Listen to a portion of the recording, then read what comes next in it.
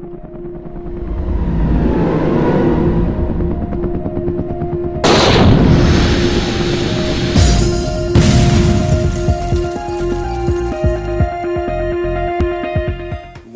hello everybody, and welcome to the playful setting we call the Sports Box, where the only opinion that matters is right here. I am Mike Galetta, aka Hampton Mike, along with my partner Brian, the Ranger. It's hard, bringing you another solid special about NFL teams, 32 NFL fans, and 32 NFL teams. Today we take a strut over to the AFC South and talk to a team in the way of the Indianapolis Colts. That moved from Baltimore a long time ago, but we won't get into that. In the middle of the night? In the middle of the night, that's right. Got the moving van, moved them all out. But today we're going to talk to a specialist from the Cumberland County area, or Salem County area, whatever it is, Jim Santora. Jim, are you there? I'm here, Mike and Brian. Good to be on the show. Absolutely, because Brian, tell them why we have them on. We only get winners here. Only winners. Only winners. That's a prerequisite to be on the show. Exactly, and you should be thankful and praise that you're here, Jim. But anyway, Brian, stat me. Let's talk about the Colts. Indianapolis Colts. So, they 8-8 last season, second place in the AFC South, did not make the playoffs. Offensively, 29th on the ground, 22 through the air. Defensively, 25th against the run, 24th against the pass. They went center in the first round, took Ryan Kelly, 18th overall, out of Alabama. Not a lot of free agent acquisitions. They did lose tight end Kobe Fleener to free agency, and Andre Johnson went to Tennessee, although he's quite up there in age. So I don't know if that might be addition by subtraction, frankly. Yeah. A very disappointing season for the Colts last year, but I think it was somewhat expected because Andrew Luck missed as much time as he did. Absolutely. I think their defense met expectations of being poor, and it was, but their offense was just as bad, if not worse, again, due mostly to injury. Reason to be excited about this team this year is, again, Luck is healthy, he's ready to go, and this team's going to go as far as he's ready to take them. At wide receiver, they're really set. T.Y. Hilton on one side and Dante Moncrief, a young player, on the other side. Played very well last season. Frank Gore's running back never seems to age. Played well last year, probably expect them to do the same.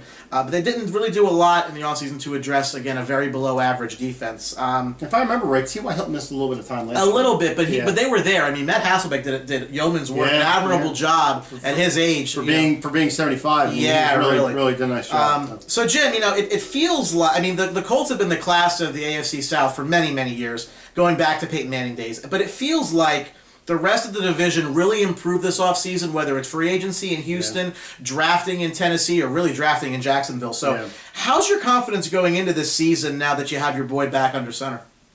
Well, I think the one thing you're going to look at here is, and like you said, Brian, Andrew Luck misses 9 games. And, you know, they still fall 8-8, but they still went to the end of the season with still a shot of making the playoffs. Unfortunately, having backups like Matt Hasselbeck, Charlie Whitehurst, and Josh Freeman aren't going to do that job. So Andrew Luck is, you know, from what we can see here, he's 100%.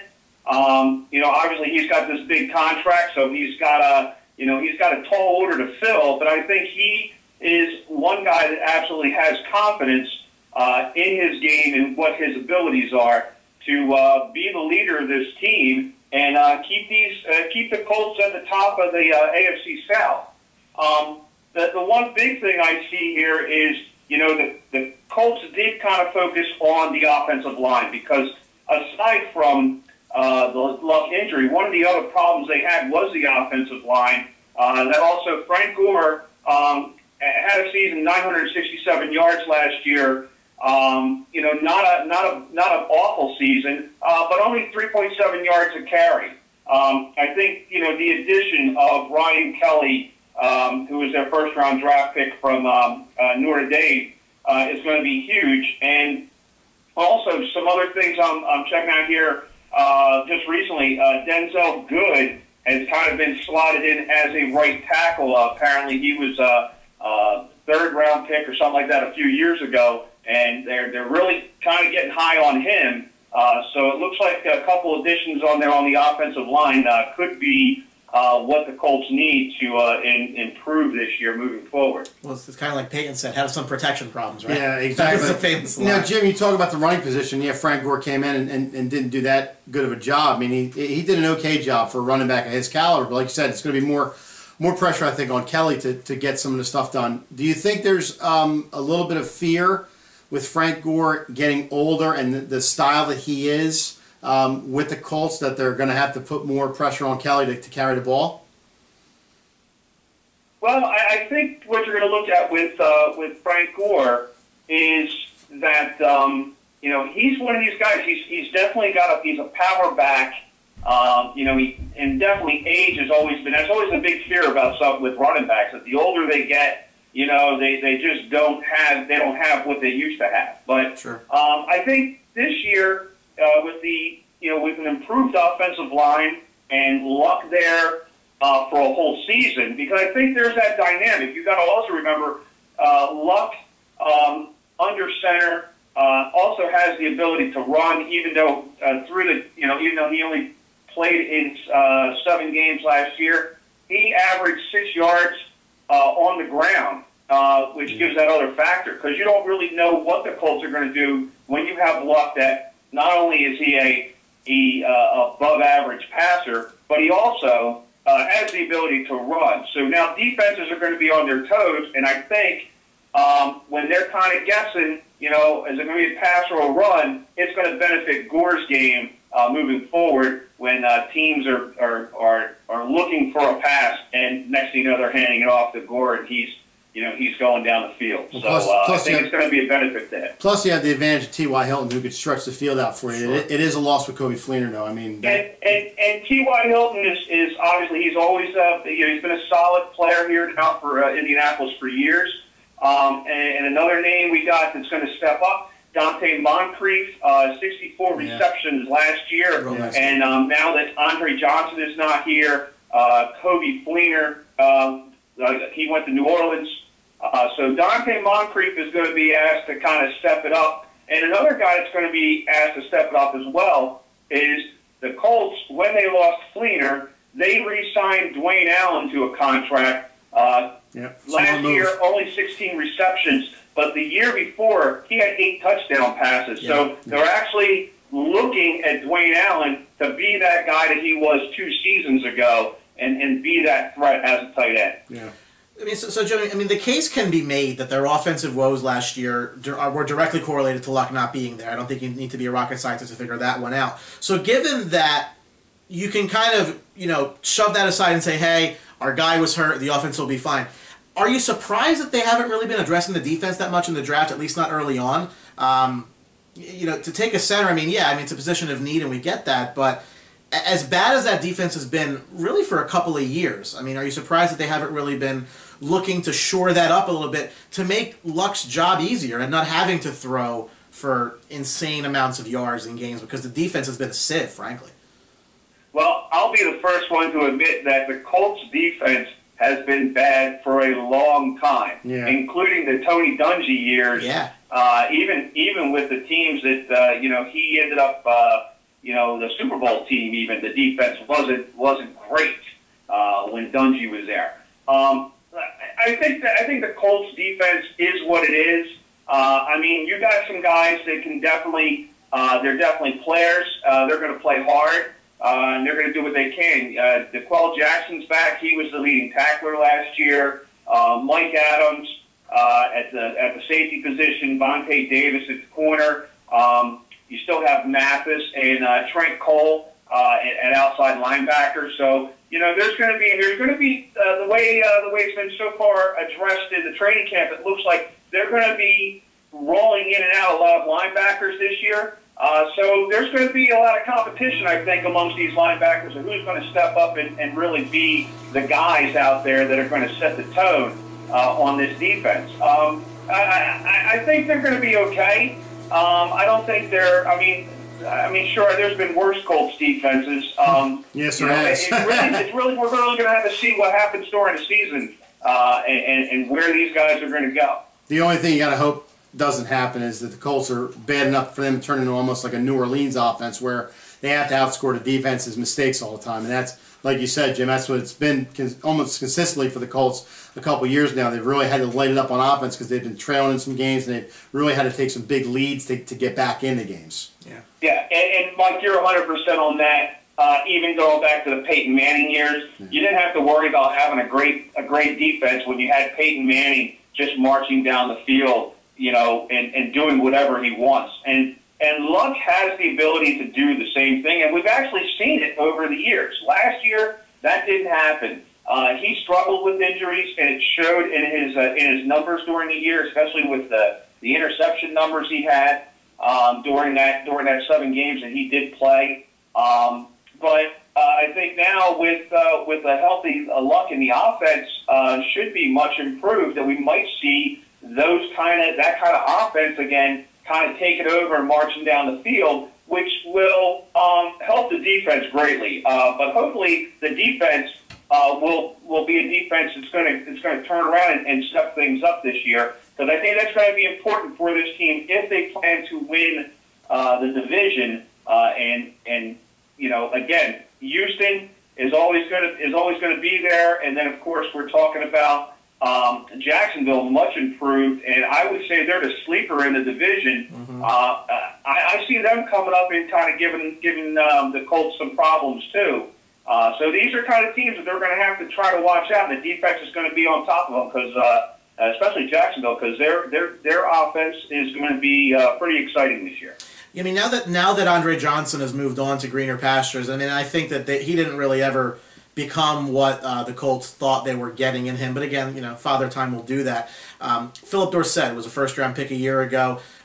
He's going to be counted on a lot more in an expanded role as that third receiver. What are you expecting out of him after a year where they probably didn't really use him as much as they could have?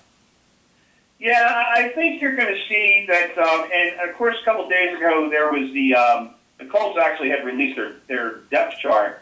So I mean, there's going to be the opportunity. I mean, there's the core guys that are there, and there's going to be the opportunity for other guys to step up and take notice. And the one thing that the Colts have had over the years is the ability of those guys that come in and do that, you know, and take that role and step up. So hopefully we will see that, you know, with a few guys on this team that will be that X factor, so to speak, you know, and not be just determined by, you know, the main guys that are out there, but we're going to see some other guys that hopefully are going to play a big part on this team. And the last thing I have for you, Jim, looking at the schedule, the Colts schedule, I wouldn't say it's a tremendously difficult schedule, but the way they set it up is interesting, because you open up against Detroit at home, but then you go on the road at Denver. Then you come back home for San Diego, then you go on the road against Jacksonville. You're home against Chicago, and then you go on the road against Houston. They're setting it up where, okay, the Colts may be getting a little bit of, you know, a team to beat up on a little bit. Then they come back and go on the road to a team where, yeah, it's going to be tough. And they're in a division that a couple years ago, like we were talking about earlier, you would have said Jacksonville, Tennessee, and Houston, okay, Colts should roll over this division. Well, these teams have gotten better. I mean, Mariota in Tennessee, J.J. Watt still a force in Houston, and that defense in Jacksonville, it is something to be marveled with this year. They are going to be good. So in that retrospect, how do you think the Colts are going to do division-wise, and how do you think they're going to do overall this year?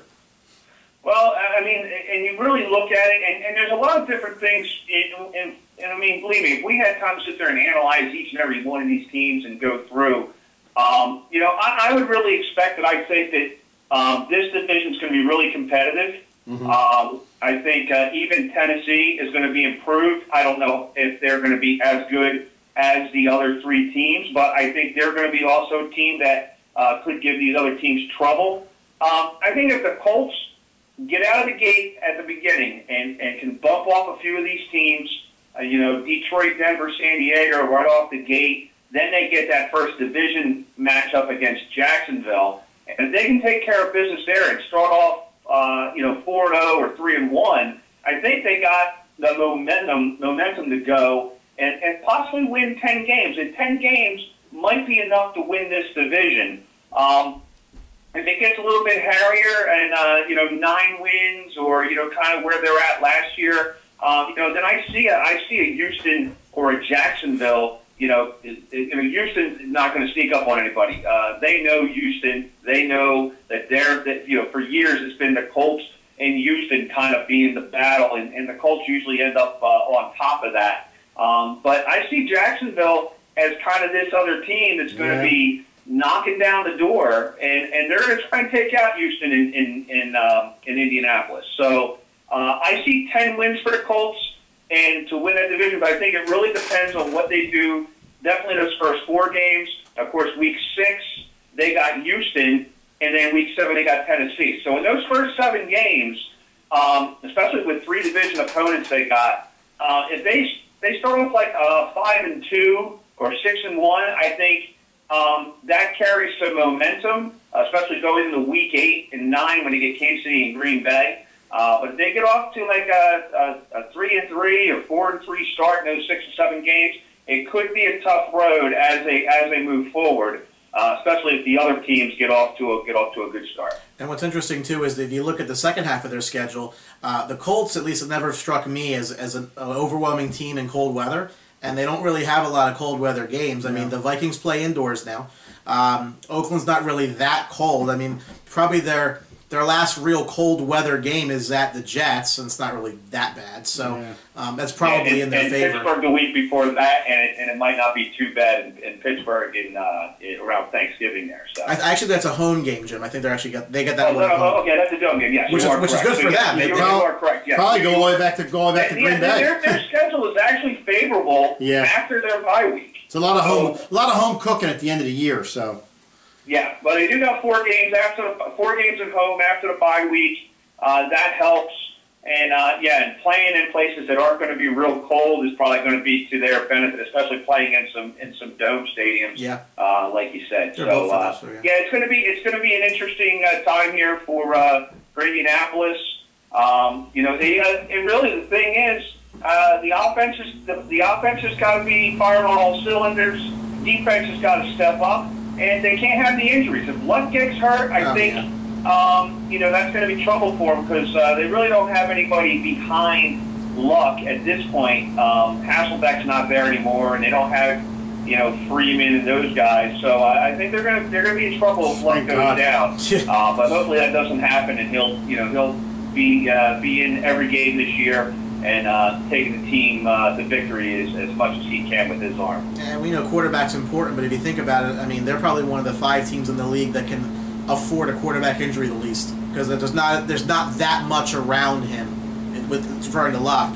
Anyway, you slice it's a big drop off. So yeah, huge. That's what's going to hurt them if something happens. Absolutely.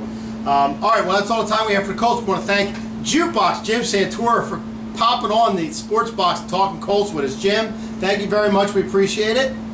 Hey, no problem. Anytime, guys, and hopefully we'll be back on the show when we have the Colts go in the playoffs. That's right. If you've been a faithful follower of the Sports Box, which damn it you should be, you know that Jim is one of the analysts for our Major League Baseball and does a hell of a job. Jim, thank you for that too as well. So again, we want to thank Jim for coming on the show, and gentlemen, we'll talk to you soon.